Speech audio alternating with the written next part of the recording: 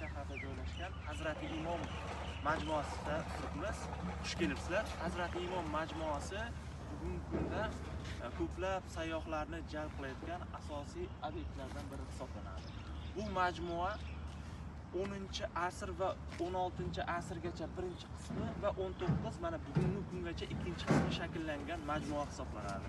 Ko'rib turgan mana shu joylarimiz Hazrati Imom majmuasiga birinchi Mo'yi Muborak madrasasi. Bu madrasada Hazrati Usmon Mustafa eng islom olamida eng qimmatli eksponatlardan biri hisoblanadi.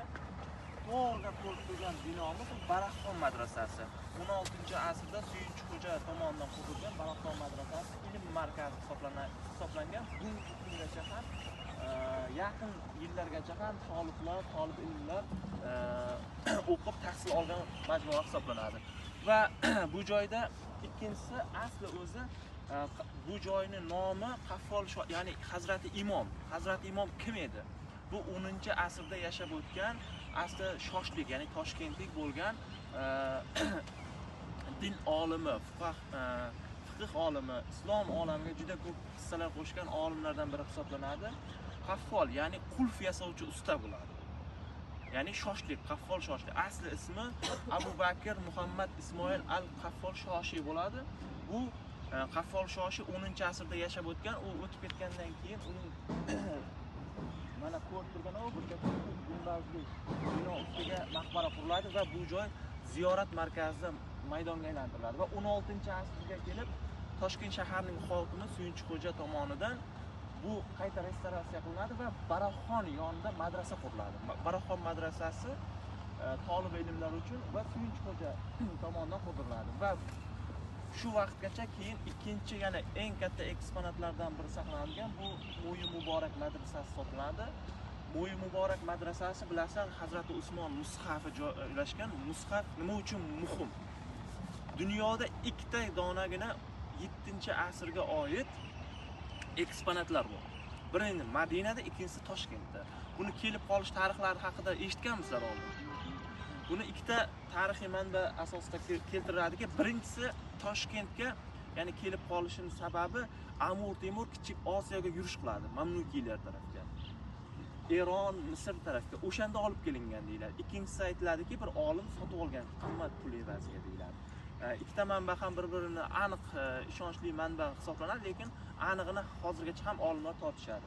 Ya'ni Hazrati Usmon mushafining o'zgacha xislati shundaki, bu turganda o'ldirishgan.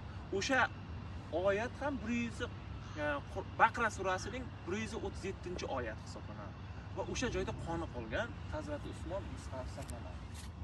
Endi bu majmuani bugungi kunda mustaqillikdan keyin ham restavratsiya ishlari amalga oshirildi. Mana Tilla Shayx masjidini ko'rishingiz mumkin. Bugun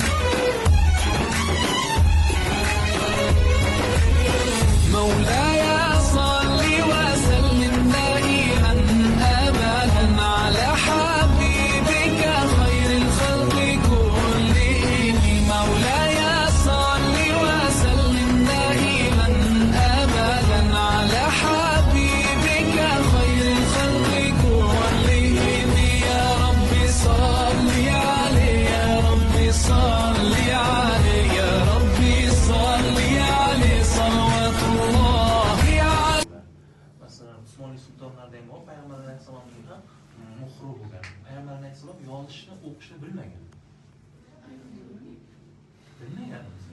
Bilmagan va o'sha muhrni mana bu o'ng qo'lida kichkinagina barmog'ida uziga bo'lgan muhri bo'lgan. Xuddi shunaqa keyin mana ko'plab kotiblarda ham masalan ba'zi ismini qo'yishda muhr bosib o'tib ketgan mana.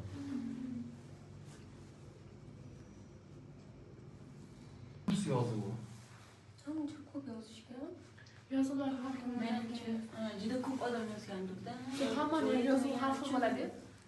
Sus yozuvida taxminan 12-asrda yozilgan. Mana aslimiz 12 asrdan ham bizgacha yetib kelgan. Mana ular qanday saqlanib qoladi?